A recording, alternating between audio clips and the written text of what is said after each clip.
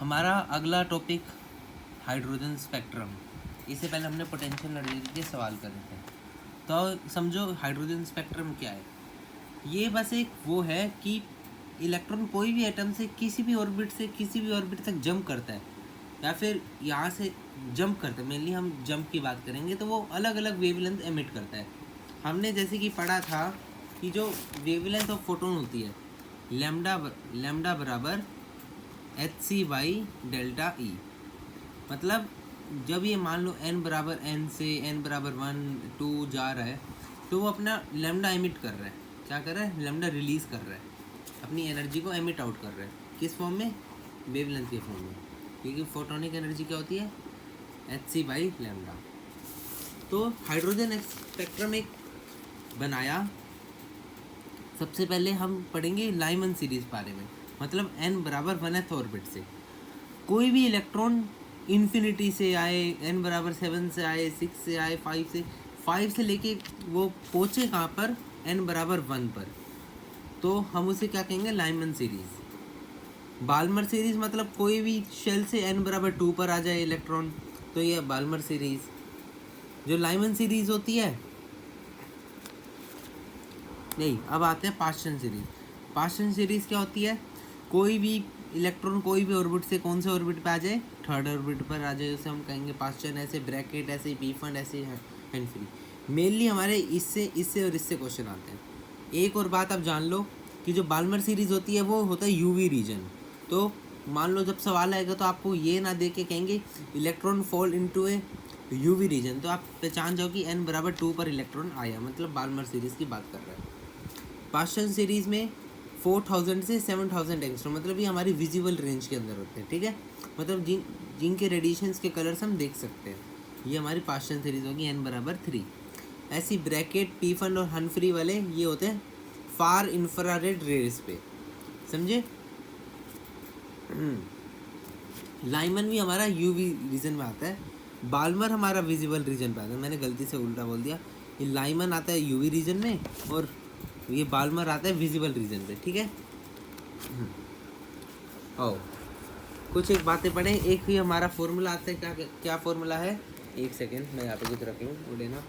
हमारा फॉर्मूला आता है 1/λ बराबर RZ² 1/n1² माइनस 1/n2²। या R क्या हमारा? राइडबर्ग कॉन्स्टेंट है। इसकी वैल्यू क्या होती है? 109678। बस ऐसी वैल्यू है और ये ऐसी इक्वेशन है। इसकी डेरिवेशन नहीं है हमारे सिलेबस में, आगे जाके पढ़ोगे।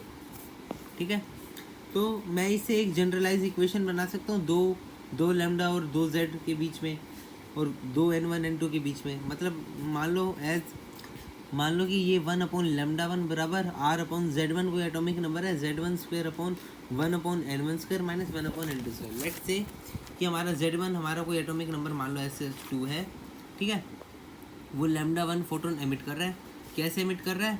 n बराबर 2 से n बराबर 1 जा रहा है। ठीक है, ये हमारा क्या हो गया? n1। ये क्या हो गया हमारा? n2। तो z हमारा 2। ऐसी मान लो सेकंड केस में λ2 है, इसमें क्या हो रहा है? वो n बराबर 5 से n बराबर 2 पे जा रहा है। तो ऐसी मैंने दो इक्वेशंस रैंडम बना ली। इसे लिख दिया n1 n2, इसे लिख दिया n1 n2। तो इन दोनों को डिवाइड करेंगे तो क्या आएगा हमारे पास? λ2/λ1 अपॉन कॉन्स्टेंट तो कट जाएगा, अपॉन Z1/Z2 का whole square into 1 minus n1² minus 1/n2² upon 1/n1² minus 1/n2²। ये ऐसी रिलेशन है, न्यूमेरिकल्स में काम आएगा। आज तो न्यूमेरिकल्स नहीं होंगे, हम कल देखेंगे कि कैसे काम आते हैं ये फॉर्मूले। अभी तो बस समझ लो ऐसे ऐसे कोई फॉर्मूले हैं। आओ इस पे बात करते हैं।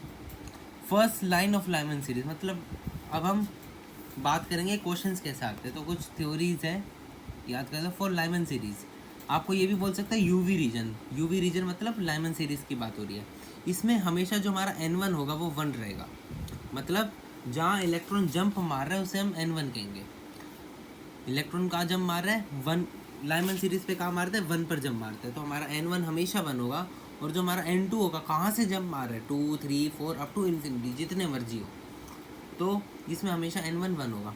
तो क्वेश्चन ऐसे आता है कि first line of Lyman series में बता दो कितनी वेवलेंथ आई, या फिर ऐसे ऐसे करके कुछ भी पूछ देगा आपको, first line of Lyman series. तो इसमें हमेशा याद रखना n1 हमेशा 1, और फर्स्ट लाइन है तो n2 बराबर 2। ऐसी सेकेंड लाइन में n1 बराबर 1, n2 बराबर 2 का अगला 3। ऐसे थर्ड में n1 बराबर 1, n2 बराबर 3 का अगला 4। ऐसे ही एक लिमिटिंग लाइन होगी। लिमिटिंग लाइन मतलब n1 बराबर 1 ही रहेगा, बट जो इलेक्ट्रॉन आ रहा है n2 बराबर इन्फिनिटी से, इसको हम कह सकते हैं एच अल्फ़ा। क्वेश्चन में कहेंगे एच अल्फ़ा कैलकुलेट करो लाइमन सीरीज़ का। First line of Lyman series का मतलब मैं इसे एच अल्फ़ा से डिनोट कर सकता हूँ। Second line of Lyman series को मैं एच बीटा से डिनोट कर सकता हूँ। Third line of Lyman series को मैं एच गामा से, एंड लिमिटिंग लाइन को एच इन्फिनिटी से। तो ऐसे क्वेश्चन पूछेंगे calculate H alpha for UV region, या फिर calculate H alpha for Lyman. ऐसे ही अब बाल्मर सीरीज़ में क्या होगा, जो हमारा n1 है, मतलब जहाँ इलेक्ट्रॉन पहुँच रहा है, कहाँ पहुँचता है वो n बराबर 2 पे, तो हमेशा इसमें n1 क्या रहेगा 2, और n2 इससे अगला नंबर 3, 4, 5 अप टू इन्फिनिटी कुछ हो सकता है। ऐसी फर्स्ट लाइन ऑफ बाल्मर क्या होगा, n1 बराबर 2 तो सब में रहेगा, बट n2 बराबर इसका अगला नंबर 3। ऐसी सेकेंड लाइन में n1 2 और इसका अगला नंबर 4, ऐसे ही 5, ऐसे ही इन्फिनिटी। ऐसे ही इसे भी एच अल्फ़ा से डोनेट करेंगे, सेकेंड को एच बीटा, थर्ड को एच गामा, और लिमिटिंग लाइन को एच इन्फिनिटी से। फॉर पास्चन सीरीज में इसे अब n1 हमारा 3 रहेगा। पास्चन में n बराबर 3, मतलब इलेक्ट्रॉन 3 पे जब मारेगा कोई भी ऑर्बिट से। ऐसे ही इसका फर्स्ट लाइन में n1 बराबर 3, n2 बराबर 4। ऐसे n1 बराबर 3 सेकेंड लाइन में, n2 बराबर 5। ऐसे थर्ड लाइन में n1 बराबर 3, n2 बराबर 6। ऐसी लिमिटिंग लाइन में n1 बराबर 3, n2 बराबर इन्फिनिटी। इसे भी हम H alpha, H beta, H gamma और एच इन्फिनिटी से डोनेट करते हैं। ऐसी ब्रैकेट में n1 बराबर 4 हो जाएगा, पी फंड में n1 बराबर 5, और जो n2 होगा वो इससे अगले नंबर 5, 6, 7, और इसमें 6, 7, 8 अप टू इन्फिनिटी।